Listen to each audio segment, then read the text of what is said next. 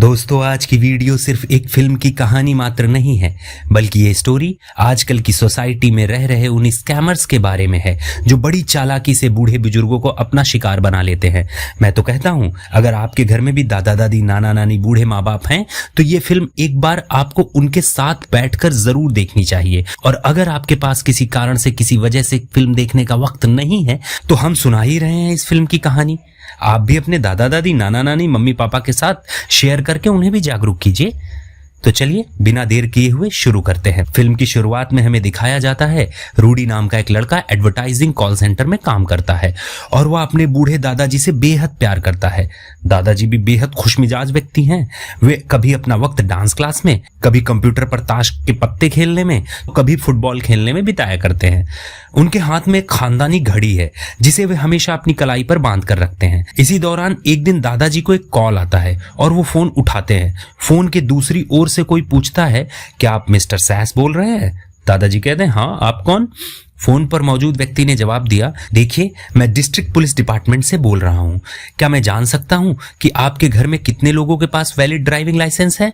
दादाजी ने जवाब दिया, मेरे बेटे, बहू और पोते रूडी के पास ड्राइविंग लाइसेंस है। इसके बाद फोन पर सामने वाला आदमी कहता है, देखिए, आपके पोते रूडी का एक बेहद खतरनाक रोड एक्सीडेंट हुआ है। उसने लापरवाही से ड्राइविंग करते हुए एक BMW गाड़ी को टक्कर मार दी है। BMW में बैठे लोग भी बुरी तरह से जख्मी हो गए हैं और साथ ही साथ आपके पोते रूडी की भी हालत बेहद खराब है। ये सुनकर दादाजी को धक्का लगता है। वे बेचैन होकर बैठ जाते हैं और फोन पर मौजूद आदमी अर्थात पुलिस वाले से कहते हैं, मैं अभी आता हूं। तभी वो फोन पर पुलिस वाला कहता है कि देखिए, आपके पोते की गाड़ी का इंश्योरेंस एक्सपायर हो चुका है, जिस वजह से ये एक बड़ा क्रिमिनल केस बन सकता है और मुझे रूडी को पुलिस के कस्टडी में लेना होगा। इतना सुनते ही दादाजी बेहद परेशान हो जाते हैं। अचानक से आई इस मुसीबत से उनका दिमाग काम करना बंद कर रहा है। वो समझ नहीं पा रहे हैं कि उन्हें करना क्या चाहिए। ऊपर से उम्रदराज व्यक्ति हैं वो। कोई भी होता तो शायद ऐसा ही रिएक्ट करता। इतने में सामने फोन पर मौजूद उस पुलिस वाले ने दादाजी को ऑफर देते हुए कहा, मैं जानता हूं कि ऐसी सिचुएशन में कोई भी परेशान हो जाएगा, पर अगर आप चाहते हैं तो मैं BMW गाड़ी में बैठे हुए लोगों से रिक्वेस्ट कर सकता हूं कि वो रूडी के खिलाफ लगाए हुए चार्जेस को विड्रॉ कर ले। पर इस कंडीशन में रूडी तो बच जाएगा, पर रूडी ने जो उनकी BMW गाड़ी का नुकसान किया है उसका हर्जाना भरना पड़ेगा। दादाजी को लगा कि मानो उन्हें अंधेरे में एक रोशनी की किरण दिख गई। उन्होंने तपाक से पूछा, कितना हर्जाना लगेगा?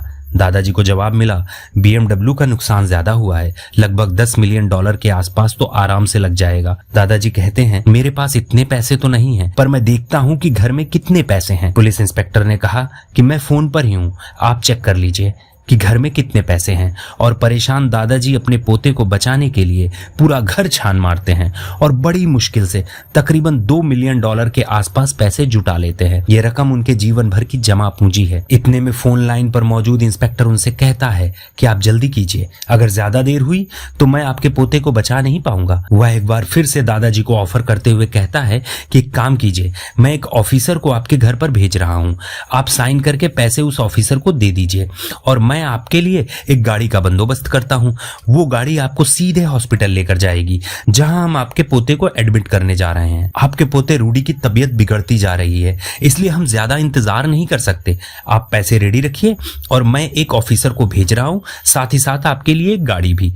इंस्पेक्टर के कहने पर दादाजी ने सारा कैश एक लिफाफे में डालकर रेडी कर दिया और इंस्पेक्टर के कहे के मुताबिक थोड़ी देर में ही एक लेडी ऑफिसर दादाजी के घर पर आ जाती है। दादाजी उसे पैसे दे देते हैं। फिर वो लेडी ऑफिसर कहती है कि $2 मिलियन पैसे तो बहुत कम हैं, पर हम कोशिश करेंगे कि रूडी पर कोई क्रिमिनल चार्जेस न लगने पाए। इतनी बात करते ही उस लेडी ऑफिसर की नजर दादाजी की कलाई पर बंधी हुई घड़ी पर पड़ती है। उस एंटीक घड़ी को देखकर वो लेडी ऑफिसर कहती है, आप एक काम कीजिए, अपनी घड़ी भी मुझे दे दीजिए। दादाजी को थोड़ा आश्चर्य होता है, पर वो ऑफिसर कहती है, घबराइए मत, ये घड़ी मैं सिर्फ इसलिए ले रही हूं ताकि मैं उन BMW कार वाले लोगों को यकीन दिला सकूं कि आपके पास पूरे पैसे नहीं हैं, पर आपने पूरी कोशिश की अपने जमा पैसे दे करके, यहां तक कि आपने अपनी घड़ी भी दे दी। लेडी ऑफिसर की बातों से दादाजी कन्विंस हो जाते हैं और वो उसे घड़ी भी दे देते हैं। लेडी ऑफिसर कहती है, आपके लिए एक गाड़ी आ रही है जो सीधे आपको रूडी से मिलाने हॉस्पिटल लेकर जाएगी। तब तक आप अपने लिए जरूरी सामान पैक कर लें, क्योंकि कुछ दिनों तक आपको हॉस्पिटल में रुकना पड़ सकता है। दादाजी वैसा ही करते हैं, वो अपना सामान पैक कर लेते हैं, पर अब तक कोई गाड़ी नहीं आई है। तब दादाजी को थोड़ा टेंशन होता है और वो उसी नंबर पर कॉल लगाते हैं जिस नंबर से उन्हें इंस्पेक्टर ने कॉल किया था। दादाजी ने कॉल लगाया, पर अब वो नंबर स्विच ऑफ बता रहा है। दादाजी परेशान हो जाते हैं। वो कई बार उस नंबर पर कॉल लगाते हैं, हर बार नंबर स्विच ऑफ आता है। इतने में हम देखते हैं कि दादाजी के मोबाइल पर उनके पोते रूडी का कॉल आ जाता है। दादाजी रूडी का कॉल देखकर हैरान हो जाते हैं। वो उससे उसकी हाल खबर पूछते हैं। रूडी बताता है कि वो बिल्कुल ठीक है और आज उसे इसलिए घर आने में लेट हो गया क्योंकि ऑफिस में बॉस के कहने पर ओवर टाइम करना पड़ा। दादाजी पूछते हैं कि रूडी, तुम अभी कहाँ पर हो? रूडी बताता है कि मैं घर के बाहर ही हूँ दादाजी। दादाजी खिड़की से उसे देखते हैं। रूडी को सही सलामत देखकर दादाजी के पैरों के तले जमीन खिसक जाती है। वो समझ गए कि उनके साथ फ्रॉड हो गया। स्कैमर्स ने उन्हें अपने जाल में कुछ इस तरह से फंसाया कि उन्होंने खुद अपने हाथों से अपनी जिंदगी भर की कमाई उन स्कैमर्स के हाथों में दे दी। रूडी दादाजी के चेहरे को देखकर समझ जाता है कि दादाजी के साथ कुछ बड़ा कांड हो गया है। अगले सीन में हमें दिखाया जाता है कि रूडी और दादाजी पुलिस स्टेशन में हैं। ये उन स्कैमर्स के खिलाफ कंप्लेंट करने आए हैं। पुलिस ने उनसे पूछा कि उन्हें आपके पोते का नाम पता कैसे चला। दादाजी ने कहा कि फोन पर जो आदमी था वह खुद को पुलिस इंस्पेक्टर बता रहा था और उसने बड़ी चालाकी से मेरे मुंह से ही मेरी सारी इंफॉर्मेशन निकलवा ली। पुलिस वाला भी सांत्वना देते हुए कहता है कि हाँ, शहर में कुछ ऐसे स्कैमर्स का गैंग सक्रिय है जो आपकी तरह बूढ़े बुजुर्गों को अपना टारगेट बना रहा है। पुलिस ऑलरेडी उन स्कैमर्स को पकड़ने की कोशिश कर रही है। रूडी पुलिस वाले से बहस करते हुए उलझ जाता है और कहता है कि जब आपको पहले से पता है कि स्कैमर्स शहर में बूढ़े बुजुर्गों को टारगेट कर रहे हैं तो आप लोग क्या कर रहे हो? मेरे जैसे और भी लोगों ने आपके पास कंप्लेंट दर्ज कराई होगी। क्या किसी भी केस में आपको अभी तक कोई सफलता नहीं मिली? पुलिस वाला कहता है, देखिए, हम बारीकी से अपनी कार्रवाई कर रहे हैं। आपके केस में कोई भी अपडेट होते ही आप तक खबर कर दी जाएगी। अभी के लिए आप जा सकते हैं। दादाजी रह रहकर अपनी कलाई देख रहे हैं। उन्हें अपनी पुश्तैनी घड़ी याद आ रही है। दादाजी को ये घटना अंदर तक हिलाकर रख देती है और धीरे धीरे उनकी तबीयत बिगड़ने लगती है। उन्हें लगता है कि कोई उन्हें इतनी आसानी से कैसे अपनी बातों में फंसाकर उनकी जिंदगी भर की कमाई लूट कर ले जा सकता है। उन्हें अपनी घड़ी खोने का बेहद दुख है और हम देखते हैं कि उनका स्वास्थ्य कुछ इस तरह से बिगड़ता जा रहा है कि एक दिन उन्हें हॉस्पिटलाइज होना पड़ गया। रूडी दादाजी की ऐसी हालत देखकर बहुत परेशान है। एक दिन हॉस्पिटल में दादाजी बातों ही बातों में रूडी से कहते हैं, मैं कितना बेवकूफ हूँ, मैंने उन्हें अपने हाथों से ही अपना सब कुछ दे दिया। बेहतर होता कि वे मुझे गन पॉइंट पर रखते और मुझे लूट लेते। मैंने उन्हें अपने हाथों से अपनी घड़ी तक दे दी।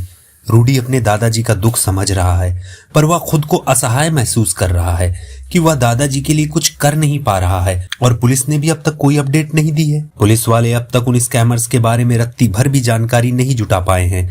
इसलिए अब रूडी डिसाइड करता है कि वह खुद स्कैमर्स को पकड़ेगा। दरअसल अपने दादाजी की घड़ी को उनकी कलाई पर बांधकर उनके चेहरे पर मुस्कान रूडी लाना चाहता है। क्या प्यार है दादा और पोते का। अब रूडी निकलता है उन स्कैमर्स की तलाश में और उस जगह पर पहुंचता है जहां पर दादाजी ने उस लड़की को पैसे दिए थे। उसके जस्ट सामने वाली बिल्डिंग पर उसकी नजर पड़ती है। दरअसल वहां एक गर्ल्स हॉस्टल है। गर्ल्स हॉस्टल के बाथरूम की खिड़कियों के पास छोटे छोटे कैमरे लगे हुए हैं। रूडी समझ जाता है कि ये कैमरे जिसके हैं उसका इंटेंशन सिर्फ उन लड़कियों का प्राइवेट वीडियो निकालने का है। वो सीधे उस आदमी के पास पहुंचता है, मतलब कैमरा ऑनर के पास, और उससे रिक्वेस्ट करता है कि मुझे कल रात की फुटेज देखनी है। पर वो आदमी फुटेज दिखाने से मना कर देता है, जिस पर रूडी कहता है, अगर तुमने मुझे फुटेज नहीं दिखाई तो मैं गर्ल हॉस्टल की लड़कियों को चिल्ला चिल्ला कर तुम्हारी सच्चाई बता दूंगा। इतना सुनते ही वह आदमी डर जाता है और रूडी को फुटेज दिखाने के लिए तैयार हो जाता है। रूडी कैमरे की रिकॉर्डिंग देखने लगता है। रिकॉर्डिंग में कल रात दादाजी के साथ हुई सारी घटना उसने देखी। वह उस फुटेज को लेकर पुलिस के पास पहुंचता है। पुलिस उस रिकॉर्डिंग से उस स्कैमर लड़की की तस्वीर निकालकर बोर्ड पर लगा देती है। यहाँ पुलिस वाले रूडी को बताते हैं कि वे स्कैमर्स एक सिम कार्ड से एक बार ही कॉल करते हैं, जिस वजह से उनका कॉल ट्रेस नहीं हो पाता। पर पुलिस स्टेशन में पुलिस वाले रूडी को हिदायत देते हैं, ज्यादा होशियार मत बनो, क्रिमिनल्स हैं वो लोग, तुम्हारी जान भी जा सकती है। पुलिस की बात एक कान से सुनकर दूसरे कान से निकालते हुए रूडी यहाँ से चला जाता है, क्योंकि रूडी किसी भी हाल में अपने दादाजी को खुश देखना चाहता है। वो अपने दादाजी से बहुत प्यार करता है और उसे लगता है अगर वो घड़ी दादाजी को मिल जाए तो काफी हद तक दादाजी उस वाक्य को भूल जाएंगे। और दादाजी को खुश देखने के लिए रूडी उस एंटीक घड़ी की तलाश में कई विंटेज शॉप और चोर बाजार में चक्कर लगा रहा होता है, पर उसे कहीं भी वो घड़ी नहीं मिलती है। इसी कड़ी में रूडी शहर के एक ऐसे कम्युनिटी सेंटर में पहुंचता है जहां पर उसके दादाजी की तरह स्कैमर्स का शिकार हुए कई बूढ़े लोग मौजूद हैं। इस कम्युनिटी सेंटर में स्कैमर्स का शिकार हुए बूढ़े लोगों को मोरल सपोर्ट दिया जाता है ताकि उम्र के इस पड़ाव पर वह खुद को ठगा हुआ महसूस ना करे और कोई गलत कदम ना उठा ले। आज रूडी भी उसी कम्युनिटी सेंटर में है और उन सभी बूढ़ों से बात करने की कोशिश कर रहा है ताकि उन स्कैमर्स के बारे में कुछ पता चल सके, पर यहाँ रूडी के हाथ कुछ भी नहीं लगता। पर इनमें से एक बूढ़ा जिसका नाम ग्योरी है रूडी से पूछता है, हम सब तो बूढ़े हैं पर तुम नौजवान होकर यहाँ क्या कर रहे हो? रूडी बताता है, मेरे दादाजी के साथ भी वही हुआ है जो आप लोगों के साथ हुआ है। मेरे दादाजी हॉस्पिटल में हैं और मैं उनकी पुश्तैनी घड़ी को स्कैमर्स से किसी भी हाल में वापस लाना चाहता हूँ, क्योंकि वो घड़ी मेरे दादाजी को बहुत पसंद है और मैं उनके चेहरे पर मुस्कान देखना चाहता हूँ। यह सुनकर ग्योरी कहता है, तुम्हारे दादाजी कितने खुशनसीब हैं जो उनके पास तुम हो, वरना यहाँ जब स्कैमर्स ने हमें अपना शिकार बनाया तो हम सभी के बच्चों ने हमारा हाल पूछने के बजाय हमसे ये पूछा कि हमने कितने पैसे गंवा दिए। हमारे बच्चों को हमारे से ज्यादा पैसों की फिक्र है। ये कहते हुए ग्योरी भावुक हो जाता है। फिर खुद को संभालते हुए ग्योरी रूडी से पूछता है कि अब आगे तुम्हारा प्लान क्या है उन तक पहुंचने का? रूडी कहता है, मुझे पुलिस स्टेशन से पता चला है कि वे स्कैमर्स एक सिम से एक बार ही कॉल करते हैं और फिर सिम नष्ट कर देते हैं, तो कोई ना कोई जरूर होगा जो उन्हें इस तरह के सिम सप्लाई किया करता होगा। मुझे उस तक पहुंचना है। इस पर ग्योरी की पार्टनर कहती है, मैं तुम्हें एक आदमी से मिलवा सकती हूँ जो अक्सर अपना नंबर बदलता रहता है, उससे मिलो, शायद तुम्हारा कोई काम बन जाए। दरअसल ये एक वीड सप्लायर है, मतलब गांजे का सप्लायर।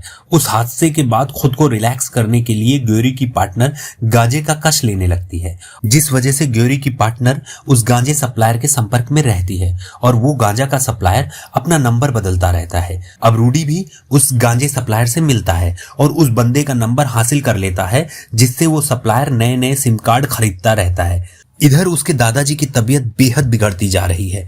रूडी कहता है, मैं बहुत जल्दी ही उन स्कैमर्स तक पहुंच जाऊंगा दादाजी। आपकी घड़ी आपकी कलाई पर फिर से बांधूंगा, आप टेंशन मत लीजिए। आपने उन स्कैमर्स को पैसे और घड़ी मेरे लिए दी है, आपकी इस हालत का जिम्मेदार मैं हूं। दादाजी कहते हैं कि रूडी मेरे बच्चे, तुम्हें इतना सोचने की जरूरत नहीं है। अगले सीन में हम देखते हैं कि रूडी उस गांजे के सप्लायर पाली के दिए हुए एड्रेस पर पहुंच जाता है, जहां से पाली सिम कार्ड खरीदता है। यहां उसकी मुलाकात इलीगल सिम कार्ड बेचने वाले से होती है। रूडी खुद को पाली का दोस्त बताता है और कुछ सिम कार्ड मांगता है। पाली का नाम सुनकर वह सिम सप्लायर रूडी पर भरोसा करते हुए उसे सिम दे देता है, पर रूडी बातों ही बातों में उस सिम सप्लायर को उस स्कैमर लड़की का फोटो दिखाते हुए पूछता है कि क्या आप इस लड़की को जानते हो? वो सिम सप्लायर मना कर देता है, पर रूडी को यकीन है कि यह बंदा उस लड़की को जरूर जानता है। रूडी उसे अपना नंबर देते हुए कहता है कि अगर कभी ये लड़की आपको दिखे तो उसे इस नंबर को दे दीजिएगा। मुझे उससे एक जरूरी सामान खरीदना है और उस सामान के लिए मैं कितने भी पैसे खर्च कर सकता हूँ। इतना कहकर और उस नंबर को देकर रूडी यहाँ से चला जाता है और उस लड़की की कॉल आने का इंतजार करने लगता है, क्योंकि उसे यकीन है कि ये आदमी उस स्कैमर लड़की तक ये खबर जरूर पहुंचाएगा कि कोई है जो उस लड़की को फोटो के साथ उसकी तलाश कर रहा है। और एक दिन रूडी का शक सही निकलता है। रूडी को एक कॉल रिसीव होता है। रूडी कॉल उठाता है और सामने से एक लड़के की आवाज आती है। वो रूडी से पूछता है, बोलो क्या खरीदना चाहते हो मुझसे? रूडी उसे जवाब देते हुए कहता है कि मुझे तुमसे कुछ बात करनी है, क्या तुम मिल सकते हो? सामने से वो बंदा बोलता है, नहीं मिल सकता हूं, फोन कट करो। रूडी उसे फोन कट करने से मना करते हुए कहता है कि रुको रुको रुको, फोन मत कट करना, मैं तुम्हें कुछ ऐसा दे सकता हूं जो तुम्हारे बहुत काम आ सकता है। रूडी अपनी कंपनी के सर्वर रूम की तरफ देखता है और उस बंदे से कहता है, मैं तुम्हें शहर के बुजुर्गों की लिस्ट दे सकता हूं जिसमें उनके फोन नंबर भी मौजूद हैं। इतना सुनते ही सामने वाला बंदा रूडी से मिलने के लिए तैयार हो जाता है और वह उसे आज रात 8 बजे का टाइम देता है। अब रूडी के सामने सबसे बड़ा चैलेंज ये है कि उसे किसी भी तरह से अपनी कंपनी के सर्वर रूम में घुसकर बुजुर्गों का डेटा चुराना होगा। दोस्तों मैं बता दूं कि रूडी एक बड़े कॉल सेंटर में काम करता है और कॉल सेंटर में नाम नंबर की एक बेहतरीन लिस्ट होती ही है। अब रूडी मौका पाकर अपने सीनियर ऑफिसर सूजी का एक्सेस कार्ड एक नकली कार्ड से बदल देता है और फिर रात में जब ऑफिस में बहुत कम लोग होते हैं वह सूजी के कार्ड से सर्वर रूम में दाखिल हो जाता है और रूडी फटाफट सर्वर से बुजुर्गों का डेटा प्रिंट मारने लगता है। अभी एक पेज ही प्रिंट हुआ था कि सूजी आ जाती है। सूजी को थोड़ा अजीब लगता है कि रूडी सर्वर रूम में कर क्या रहा है। वह रूडी से पूछती है कि तुम यहाँ क्या कर रहे हो। रूडी हड़बड़ा जाता है पर किसी तरह से मैनेज करके रूडी यहाँ से निकलता है और सीधे रात 8 बजे उस बंदे की बताई हुई जगह पर पहुंचता है। उसकी सीनियर सूजी रूडी का पीछा कर रही है कि रूडी कुछ ना कुछ जरूर छिपा रहा है। वह सर्वर रूम में आखिर घुसा क्यों था। इधर दादाजी की तबीयत बेहद बिगड़ती जा रही है। दादाजी एक दिन रूडी से कहते हैं कि तुमने मेरी बहुत सेवा की है, अब थोड़ा अपने बारे में भी सोचो रूडी, शायद मैं ज्यादा दिनों तक जिंदा नहीं रहूंगा। रूडी दादाजी से कहता है आप जल्दी हॉस्पिटल से डिस्चार्ज हो जाएंगे। उधर उस बंदे द्वारा बताई गई जगह पर पार्टी चल रही है। रूडी पार्टी में पहुंचता है और पार्टी में रूडी को वही लड़की मिलती है जिसने दादाजी से पैसे लिए थे। वास्तव में कॉल पर जो बंदा बात कर रहा था वह इसी लड़की के इशारे पर नाच रहा था। वो लड़की रूडी से बोलती है तुम मेरी फोटो हर एक ऐरे गहरे इंसान को दिखा रहे हो, क्या चाहते हो मुझसे। और फिर वह कॉल सेंटर से लाई हुई लिस्ट को दिखाते हुए कहता है कि इस लिस्ट में तुम्हारे काम की बहुत सी चीजें हैं, जैसे कि सीनियर सिटीजन के फोन नंबर, एड्रेस, उनके फंड की इंफॉर्मेशन, बट ये लिस्ट मैं तभी दूंगा जब तुम मुझे अपने बॉस से मिलवाओगी। जवाब में वो लड़की कहती है पहले मैं लिस्ट को चेक करना चाहूंगी। रूडी ने कहा ठीक है, लिस्ट से किसी भी एक नंबर पर कॉल कर लो। वो लड़की ऐसा ही करती है, लिस्ट का नंबर डायल करती है और वो कॉल सीधे एक सीनियर सिटीजन के पास लगती है। रूडी देखता है कि एक सीनियर सिटीजन इन स्कैमर्स के जाल में कैसे फंस रहा है। ये देखकर रूडी हैरान हो जाता है कि कितनी चालाकी से ये लोग बातें बनाते हैं और बूढ़े बुजुर्गों को उनके बच्चों और पोतों का डर दिखाकर उनसे अपना काम निकलवा लेते हैं। पर बहरहाल रूडी को लगता है अब मैं इन स्कैमर्स के सरगना तक आसानी से पहुंच जाऊंगा। वह उस लड़की पर नजरें जमाए हुए है, पर इतने में रूडी का पीछा करते हुए उसकी सीनियर सूजी आ जाती है और रूडी का ध्यान उस लड़की से हट जाता है और मौका देकर वह स्कैमर लड़की लिस्ट लेकर भाग जाती है। रूडी और सूजी उस लड़की का पीछा करते हैं पर वे पकड़ नहीं पाते। रूडी सूजी पर गुस्सा होते हुए कहता है कि अगर तुम यहाँ नहीं आती तो आज मैं उन स्कैमर्स तक पहुंच जाता। पर अब चिंता की बात यह है कि उस लड़की के हाथ में वो लिस्ट लग गई है जिसका वह गलत इस्तेमाल जरूर करेगी और न जाने कितने बूढ़े लोगों को लूटेगी। अब अगले सीन में हम देखते हैं कि रूडी और सूजी दोनों मिलकर लिस्ट में मौजूद सभी बूढ़े लोगों को कॉल करके बता रहे हैं कि अगर कोई भी आपको कॉल करके आपसे पैसे मांगे तो आपको किसी को भी पैसे नहीं देने हैं। इस तरह से रूडी और सूजी सभी को तो कॉल लगा लेते हैं पर सबको कॉल लगाने के बाद 2 नंबर पर कॉल कनेक्ट नहीं हो पाती हैं। रूडी और सूजी फौरन उन दोनों नंबर्स के बूढ़ों के घर जाने के लिए निकलते हैं ताकि वे उन्हें सतर्क कर सके। रूडी और सूजी एक बूढ़े के घर पर पहुंचकर बेल बजाते हैं पर जब कोई बाहर नहीं निकलता तो दोनों ये सोचकर जाने लगते हैं कि शायद आज इस घर में कोई ना हो। सूजी रूडी से कहती है मेरा घर पास में ही है, मैं वॉक करके चली जाऊंगी, पर ध्यान रहे दोबारा कंपनी का डाटा मत चुराना वरना मैं तुम्हारी जॉब ले लूंगी। इतना कहकर सूजी चली जाती है। रूडी अपनी कार में बैठने वाला ही होता है कि तभी उस घर का दरवाजा खुलता है। एक बूढ़ी औरत निकलती है, उसके हाथ में लिफाफा है और इतने में वो स्कैमर लड़की आ जाती है जिसने रूडी के दादाजी से भी पैसे लिए थे। वो लड़की उस बूढ़ी औरत के हाथ से पैसे लेकर निकल जाती है। रूडी उसे उस समय नहीं रोकता क्योंकि रूडी उसका पीछा करके स्कैमर्स के सरगना तक पहुंचना चाहता है। रूडी उस लड़की का पीछा करना शुरू कर देता है और इसी दौरान वह उस बूढ़ी औरत को भी कॉल लगाकर कहता है कि आप घबराइए नहीं, आपके परिवारजन सुरक्षित हैं, आप सीधे उनसे फोन पर बात कीजिए और जिनको आपने पैसे दिए हैं वो स्कैमर्स लोग हैं। बूढ़ी औरत के पूछने पर रूडी खुद को एक पुलिस वाला बताता है ताकि बूढ़ी औरत को उस पर विश्वास हो सके और वह निश्चिंत हो जाए। रूडी ने यह भी कहा कि हम आपके पैसे वापस करवा देंगे, आप बिल्कुल फिक्र ना करें। पीछा करते करते आखिरकार रूडी की गाड़ी रुकती है क्योंकि उस लड़की ने अपनी गाड़ी एक बंगले के सामने रोक दी। वो लड़की उस गाड़ी से निकलकर बंगले के अंदर जाती है और बाहर रूडी उस बंगले पर नजर बनाए हुए है। वो रात भर उस बंगले के बाहर ही रहा। सुबह वो देखता है कि बंगले के बाहर एक आदमी निकलता है, उसके हाथ में एक बड़ा सा बैग है।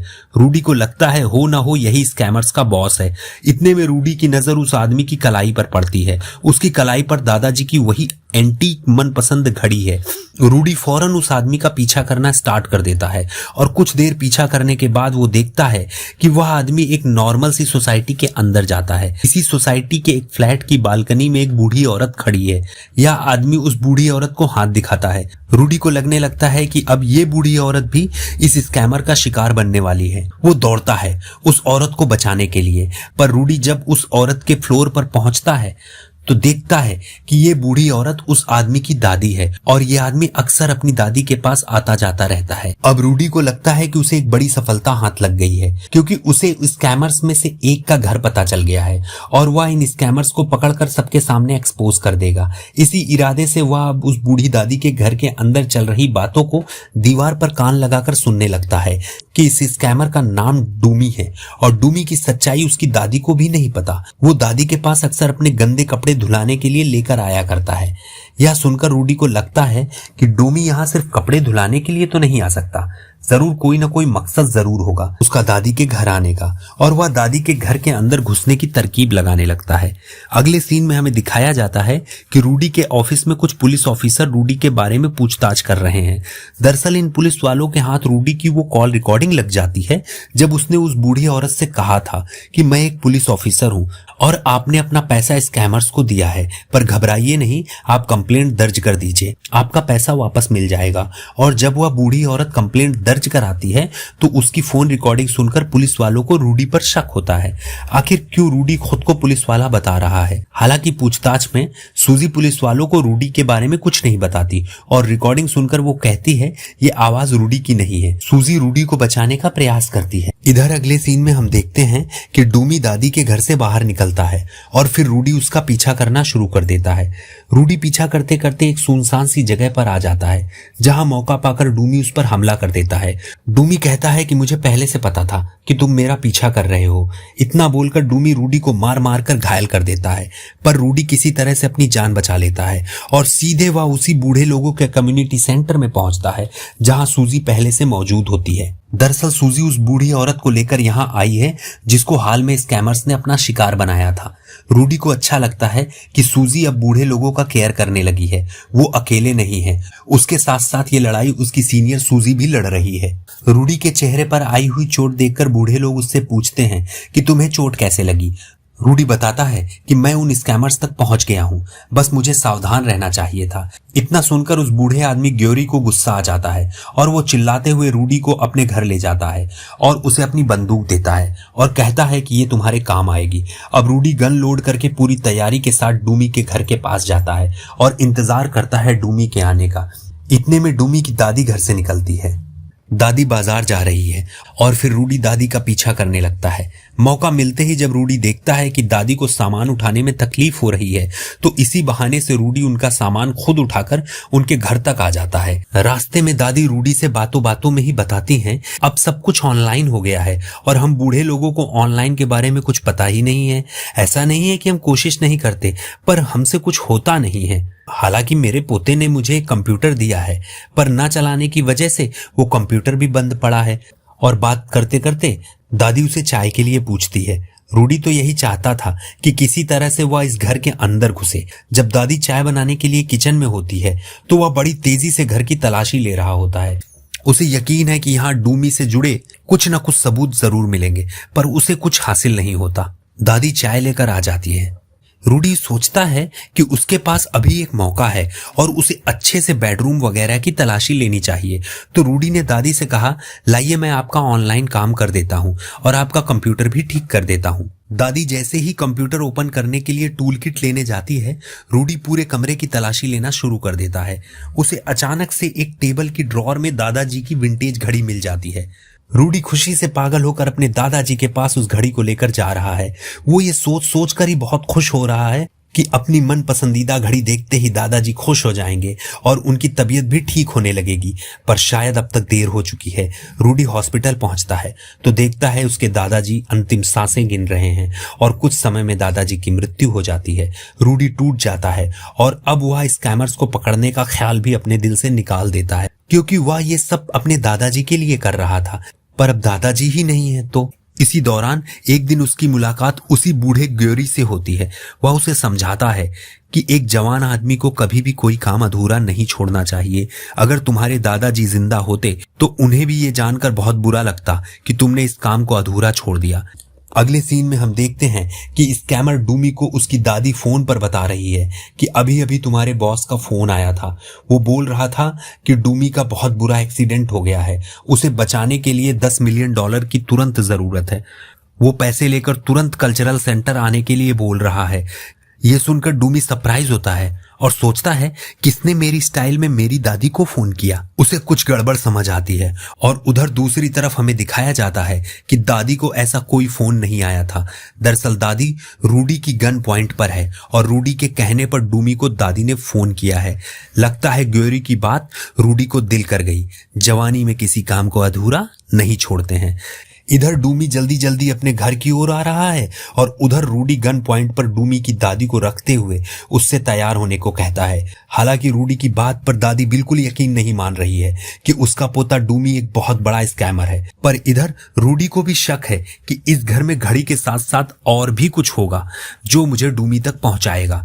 वो कंप्यूटर को खोलता है और कंप्यूटर के अंदर से नोटों की गड्डियां गिरने लगती हैं। इतनी नोटें देखकर दादी को यकीन हो जाता है कि रूडी सच बोल रहा है।